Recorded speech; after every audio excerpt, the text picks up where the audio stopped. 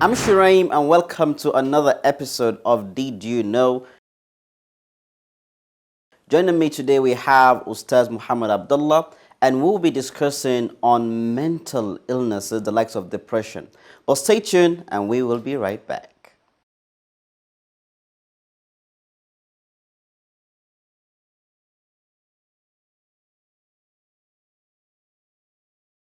Depression is a real thing, and there's a difference between depression and so many other things, but it's a mental illness that is quite persistent, and it can affect people in different ways. Some don't get to sleep, some actually oversleep. It makes people lose the will to do things in life. It's actually a condition that people have and can be cured. Assalamu alaikum. Walaikum salam. Habibi, how you doing? Alhamdulillah. I'm very excited to have you on the show. MashaAllah. A lot of people don't really know that you're a musician. Do we call you a musician or we call you a nasheed artist? Which of it? I'm not a musician. I have an album of nasheed, Yeah. which was a long time ago, and I've been trying to do it again, but You're lazy. it's not happening. MashaAllah. So, what we want to discuss today is on depression. And earlier we had lunch together and we're trying to discuss on why people get depressed and perhaps, misinformation about what depression is and what is not depression. Now, a lot of people, as long as they are a bit down, they feel stressed out, they don't say, I am depressed. What do you think we really need to know about depression? Depression is a real thing, and there's a difference between depression and so many other things, but it's a mental illness that is quite persistent, and it can affect people in different ways. Some don't get to sleep, some actually oversleep, perhaps by taking sleeping drugs. It makes people lose the will to do things in life, makes them feel like they're alone, and hence they become isolated from other people to kind of reinforce that feeling of loneliness. Yeah. So depression is a difficult thing that has I think it's curable, very curable, and that's what people need to hear, that it's actually a condition that people have and can be cured.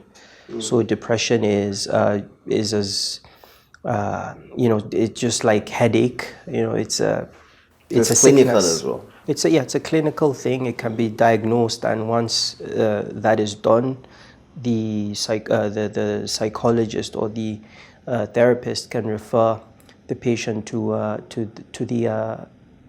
the cure that can assist that patient based on his physicality, sometimes even types of depression. And these things vary from people to people, from one patient to the other. In Nigeria, a lot of people don't believe in depression, don't believe it exists. And more or less, I feel it's a taboo to even talk about mental illness. You find people that, as long as if you're depressed in a way and then you have the problem, you're not sleeping, they either tell you that you have genes or things like that. What can you say on this? It's definitely true that there's this kind of taboo, stigma attached to being depressed. And some people, Muslims, I know about that, and even Christians, they feel that it's like having little faith. People that are depressed don't have strong faith. You just caught me, having little faith. I love that point, because a lot of people feel that if you're depressed, that means you don't have iman, you don't have faith in Allah subhanahu wa ta'ala. Is that true? No, not true, not entirely so. But the truth is, there can be that. If you're a spiritual person, as Muslims, we believe that yes, that can be a cause. But generally speaking, I think even therapists and psychologists don't go, from the beginning. They want to know the person, their life circumstances, maybe traumas they have been through. And there are definitely certain traumas that can actually make people depressed. There is no two ways about that. So people can go through depression because of something that happened to them, and it's justifiable. It's really justified for them to be depressed, but getting out of it is what people should be focused on. So first of all, as you said, people should be aware that it's actually just a health issue.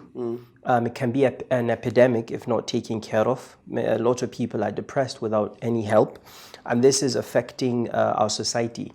It can affect productivity in societies. It can affect relationships in societies. It can cause a lot of social problems. And sometimes can actually even lead to violence and self-inflicted violence like suicide. There are people that cut themselves. There are people that feel they have to hurt themselves to feel better, to be I would say to feel that like they're alive. So depression is real, and the cures, as I said, vary. And several things can cause depression. I mean, people can be, as I said, justifiably depressed, and they should be helped, not, I think, judged. Yeah, you talked about being suicidal and self-inflictness and likes of it. How do you know if you yourself, you're suicidal or your friend is? How do you see the symptoms? What are the symptoms? There are several symptoms of depression. As we said, there's insomnia, there is a consistent feeling of angst and anguish. There is lack of belief in the self, there's loss of faith, there's many things can happen. There's violence. People can actually be violent when they're depressed. So it affects people differently. But I think when a good therapist sits with a patient and talks to them, they get to understand their overview of things and can help them. And that's what I think is called CBT, so cognitive behavioral therapy. Yeah. So you kind of help people assess their feelings and their behaviors and actually make sense of them. And that's a way to kind of help people get through depression, right, rather quickly and I think more efficiently, rather than perhaps just giving them drugs. But drugs can help, by the way. If people can't sleep for days, they should be put to sleep with help. And drugs can do that rather effectively, but the problem is addiction. Yeah. It can lead to a drug addiction, just like people that have sickle cell anemia often take drugs because of the pain. So it's the same. And I think a lot of research has shown that people that suffer from psychological pain, yeah, the MRI of their brains were studied by several psychologists in New York.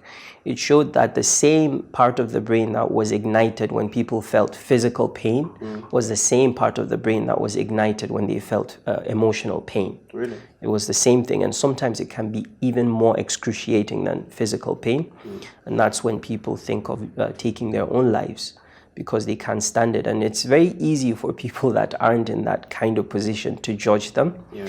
But I think, talking to people that are depressed and having, and this is not justification for suicide, by the way, but it's just having an understanding of how it can be difficult, right, for them is very important to actually begin to solve the problem of depression. Muhammad, still on being suicidal. Yeah. Like in 2018, we had a lot of cases. Sorry, 2019 in Nigeria, we had a lot of cases where you find students killing themselves in university.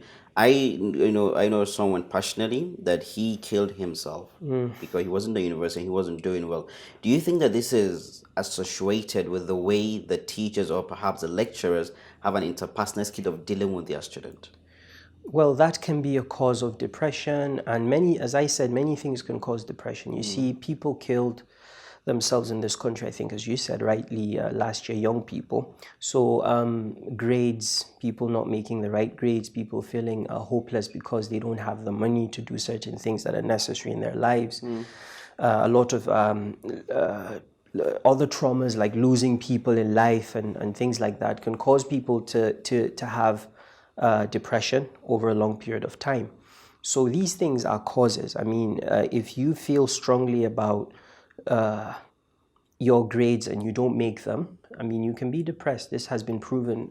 I think we need to have like an analytical study of this in Nigeria, but I've looked at several numbers from America that apparently 20% of students on campus in North America felt depressed. About 60% of them report being, or rather 40% report being anxious for a long period of time, stressed out. And about 60% of them felt lonely. So these factors actually can rack up the numbers of depression. So we don't have analytical studies, which I think we should, to actually look at it so that we don't talk about these things casually like, oh, somebody just killed themselves and stuff like that. and make it a social media, tantrum by people that actually care when the thing happens and forget about it after it's over. But I think we need to have a very wide, dynamic look at these things. I mean, how can we help students? Do they actually have access to mental health care? Do they have access to therapists that could talk to them when they feel a certain way? Do they, are they aware of the signs that they can show when they're depressed and how they can reach out to ask for help? Because it's actually I believe that is actually a lack of social skill in young people, because we can't ask for help. We're not raised to, not you or me, but generally speaking, young people, we're not raised to actually ask for help when we need it. We think it's a kind of weakness to ask for help, and I think we have to make it okay for students to be able to say, I think I'm depressed, or I think I'm not happy. And the opposite of depression is maybe happiness. So we need to understand, we need to, I think, change the paradigm so that people see happiness for what it is. I think we're lying to ourselves. The wrong things are affecting our perspective of what happiness is. We think it's good grades or money or a good job. But research has shown that these things don't last, or rather it doesn't bring any form of like solid happiness. It can come and go, but a good social life, good friends, good family relationships or spousal relationships, these are the things that actually help people get through tough moments, so that even if there's a huge trauma that occurred, people can go through it easily.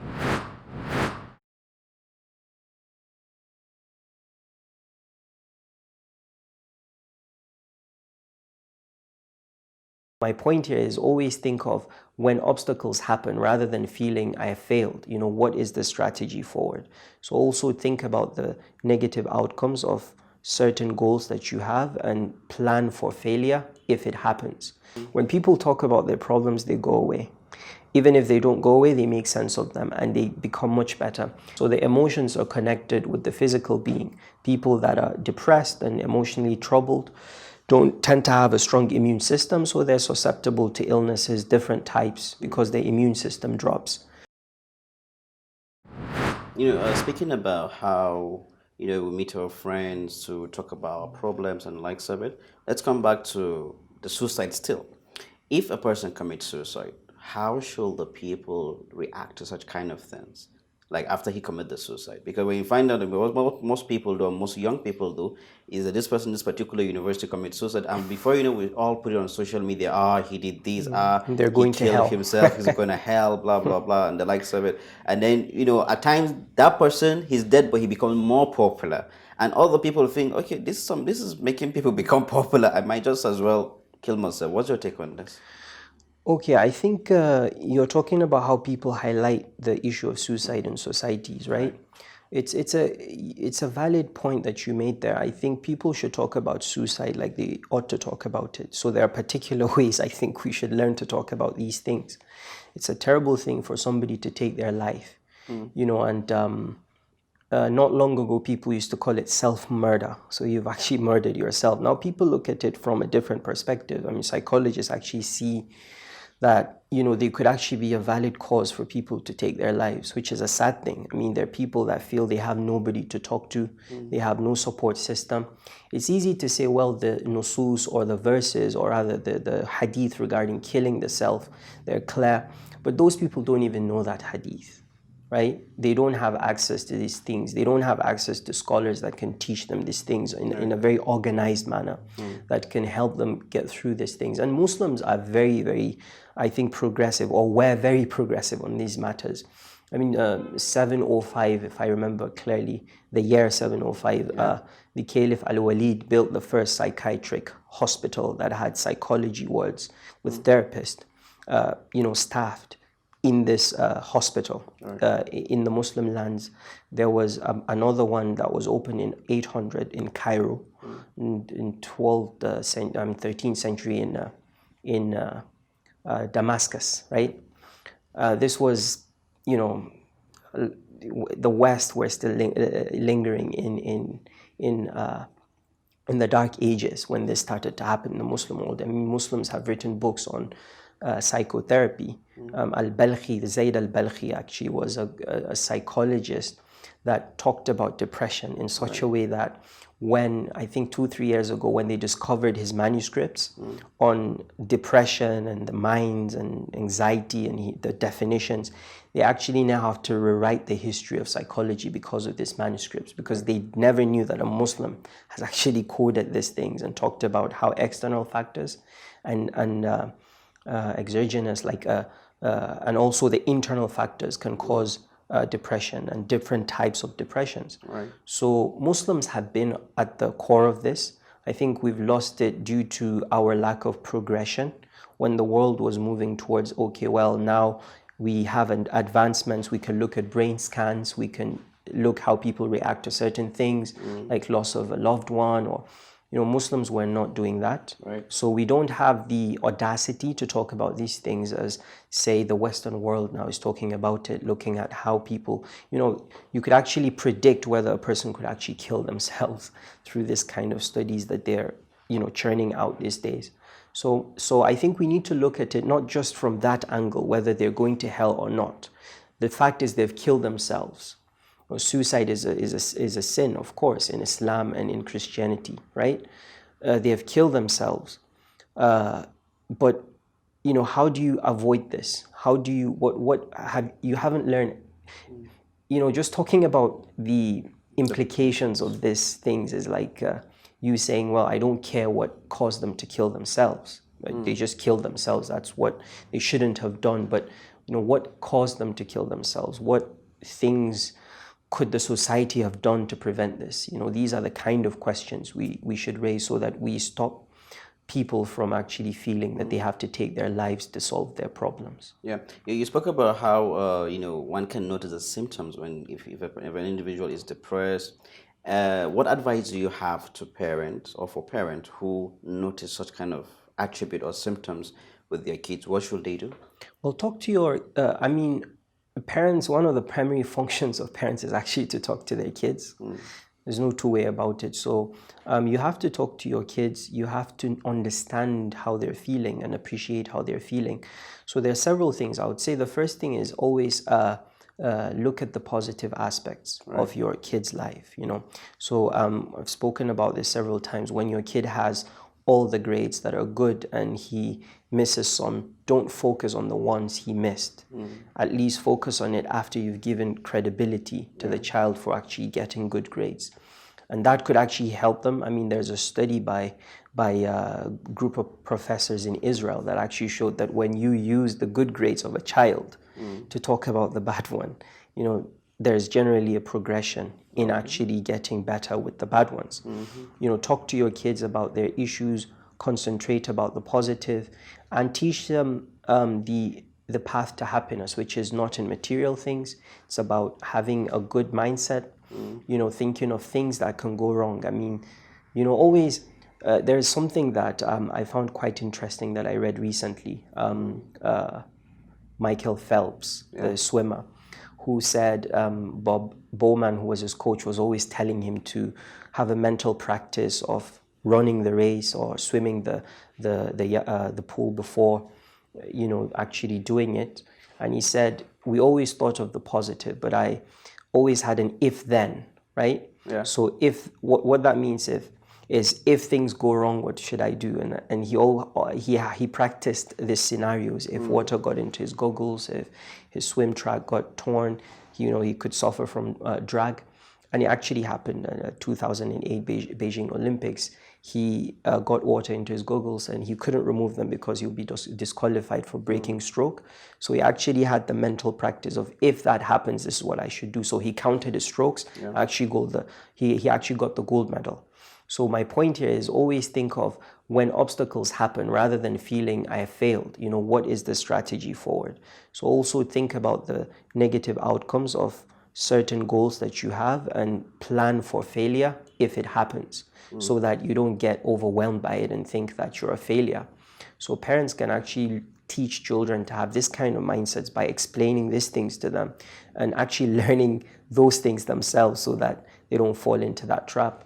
So yeah, parents need to talk about that and teach, I think, essentially that, your children are more important than any other thing, that can happen Right. to them that is not within your capacity. You have the capacity to make them happy or help them become happy. True. So that should be the focus, and not when, or maybe making an example of them when they get things wrong.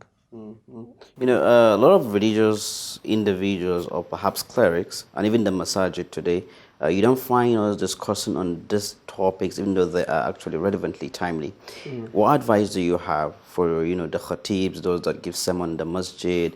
Should they find a way to address this, or should, lectures be organized for people to be called and, be taught about what depression and what mental health is? Well, I think it's very important for any stakeholder in society to relearn things that are, okay, you can study psychology from the Quran. There are nusus there that talk about the psychological states of human beings, Really? the different levels of nafs, you can have nafs al-ammara, lawama, mutma'inna. And these things, we can take days talking about these. They're very important. But nonetheless, we should also follow the research, because the Quran says, فَاسْأَلُوا أَهْلَ الذِّكْرِ إِن كُنْتُمْ لَا تَعْلَمُونَ. Ask people that know if you don't know. There are psychologists that study using empirical evidence, looking at brain matter, looking at the amount of neurotransmitters the brains are, the connections between neurotransmitters as things happen, whether good or bad. So they have empirical evidence discussing these things, how to cure certain things, how to spot certain disorders. So I think people that are stakeholders should actually know about these things so that they're relevant to the society. You can't just come on the minbar and talk about things that, maybe 70% of what is happening on that field at that moment, you have no idea. You're just going to be limited in scope. So you have to broaden the scope of people. And I think government is essential here. I mean, there has to be a partnership between government and the citizens to actually kind of begin to alleviate this problem of depression and mental health and mental illnesses in general. So I think, yes, our stakeholders need to actually learn, key factors surrounding these matters and talk about them with an open mind, with less judgment. And then I think we can make progress that way. Earlier you spoke about, when we have such kind of issue, we should tend to be open up to people, tell them about our problems, perhaps our friends, our family members. But doesn't that contradict the saying of the Prophet, whereby don't expose your sin? Because at times, what leads you to depression is perhaps a particular thing you've done, and you feel depressed. What's your take on that? Well, I think if you have that understanding, if anybody out there has that understanding, then he should drop it. Don't talk about your sin as a different issue. Yes, of course, if you're aware of them and know that they're sins, then don't talk about them, fix them. But we're talking about people that don't know how to control their emotions, don't know how to make sense of their emotions. It's a great hadith by Hudhayfah ibn al-Yaman, who says, كان الناس يسألون رسول الله صلى الله عليه وسلم عن الخير وأسأله عن الشر مخافة أن يدركني. The people used to ask the Prophet about good things, the khair, and how to get to the khair, what to do to get good rewards and all that. And he said, I used to ask the Prophet regarding the evil things so that I don't fall into them. So of course, I mean, if you have that kind of feeling, then know that it's not a positive thing to feel that way. So talk to people that can help you. As long as you can't make sense of what's happening to you. The Christians have it in confessions, right? They go to the Catholic priest and they talk to him, and even helps them. Is a kind of CBT, right? There's actually a lot of research written about this. When people talk about their problems, they go away. Even if they don't go away, they make sense of them and they become much better. And to this, I'll tell you about this study that I saw. The Eichmann, Eichmann, who killed a lot of people. He was one of the generals of Hitler. He killed God knows how many people. But when he was brought to the trial in Israel, a lot of people started talking about their issues. The Jews that suffered at the Holocaust began to talk about what they went through, how their loved ones were actually killed, some of them in extremely horrendous ways. And what happened, there was a long control study by several scholars, actually, psychologists mainly. They found out that those people that spoke about their troubles, their depressions, their anxieties about those moments, their panic attacks, they got better quicker, and they actually had half the hospital visits of those who didn't say anything. In other words, they went to the hospital less for their physical illnesses, and they actually lived longer, right? So, I mean, there's a lot of research showing that people that talk about their problems actually live longer and go to the doctors less. So the emotions are connected with the physical being. People that are depressed and emotionally troubled don't tend to have a strong immune system, so they're susceptible to illnesses, different types, because their immune system drops. So it's actually good to talk to people when you feel that you can't make sense of things. So that's the onus on society, to provide outlets for people that can go there and talk to people when, I mean, credible therapists and counselors and psychologists, when they feel a certain way that they don't understand. All right, Muhammad, it's been beautiful having you on the show. I wish we could continue on this, but Jazakallah khair. Thank you so much for being on the show. There, viewers, we've come to the end of this episode. You've known everything you need to know. Not everything though, but a little about depression. You've learned that you should be able to talk about your problems, meet someone that you trust so much and talk about your problems. These are things that are not really taboo in the deen. We ask Allah that He makes it easy for all of us. Until the next episode, I leave you all in the care of Allah. Assalamu alaikum wa rahmatullahi wa barakatuh.